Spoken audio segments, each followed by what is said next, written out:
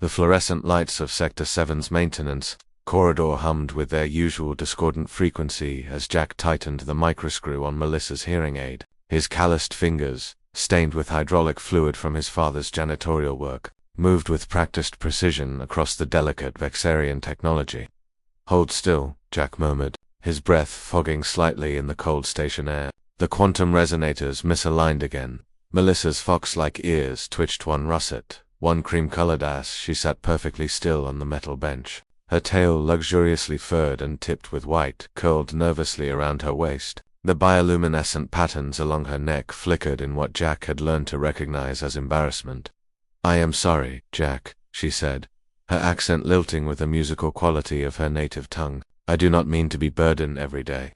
Jack smiled, though she couldn't see it from her position. "You're not a burden, Mel. Besides, what else am I gonna do? Actually attend advanced astrophysics." The joke fell flat. Jack had dropped out of the academy 6 months ago when his father's illness meant someone had to take over the family's sanitation contract. Station Command didn't care that Thomas Reeves had kept the Nexus.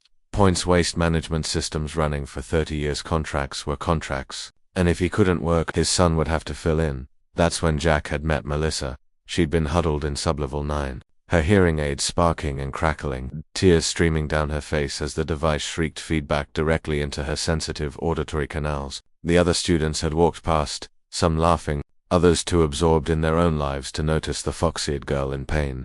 Jack had noticed, he'd learned.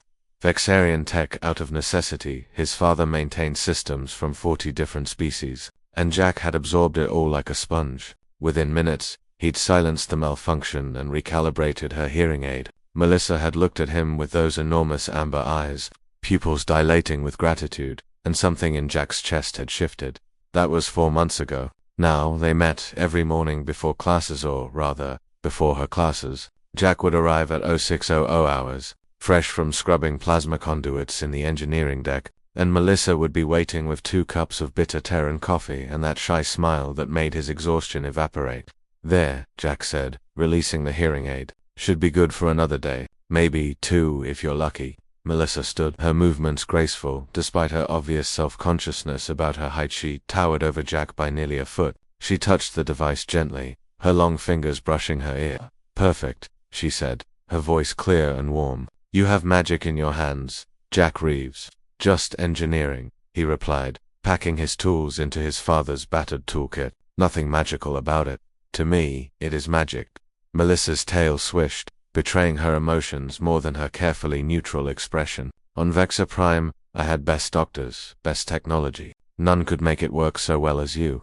Jack shrugged. He'd heard the stories about Vexa Prime, the jewel world of the outer spiral, where crystal spires reached into purple skies and gravity parks floated above cities of light. It seemed impossibly distant from the grimy corridors he called home. "You're from Vexa Prime?" he asked, surprised. She'd never mentioned it before. That's pretty far from here, yes." Something flickered across her face, regret, perhaps, or longing. "Very far." The station's intercom crackled to life. "Attention, Executive Shuttle Alpha 9 arriving at Bay 1. All personnel clear the docking zone. Repeat, clear the docking zone." Melissa's ears flattened against her skull, her bioluminescent patterns shifting from their usual soft blue to a startled crimson.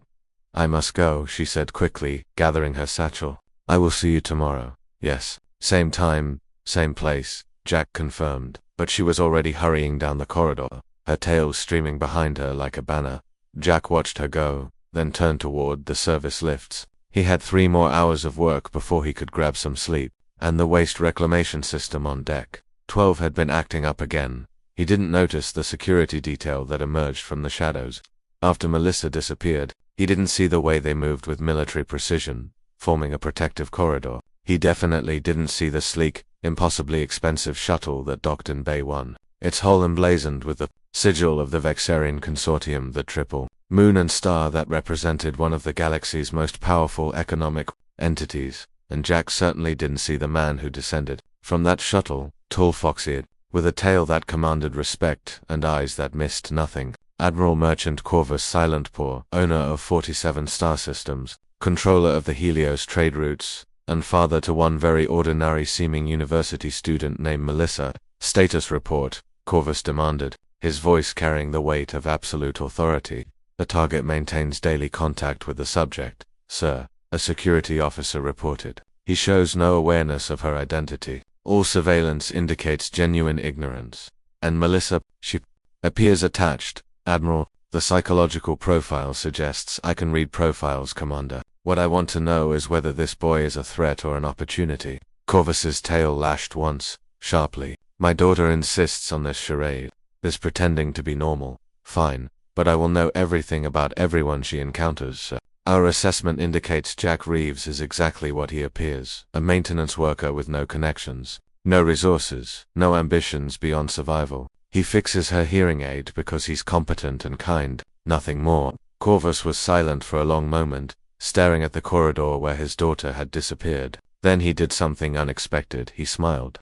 Competent and kind, he repeated softly. Perhaps that's exactly what she needs. Very well, continue observation. And Commander, make sure nothing happens to the boy or his father. If that hearing aid needs fixing, I want him available to fix it, sir. You heard me. Jack Reeves is now under consortium protection, whether he knows it or not. My daughter chose him. That makes him valuable. The Admiral returned to his shuttle, leaving his security team to arrange the invisible web of protection that would now surround one very ordinary janitor's son. In Sublab 9, Jack Reeves finished replacing a corroded valve and wiped his hands on his coveralls, thinking about amber eyes and fox-like ears and wondering if maybe, just maybe, tomorrow he'd work up the courage to ask Melissa if she wanted to grab lunch. He had no idea that his tomorrow was about to become exponentially more complicated. End.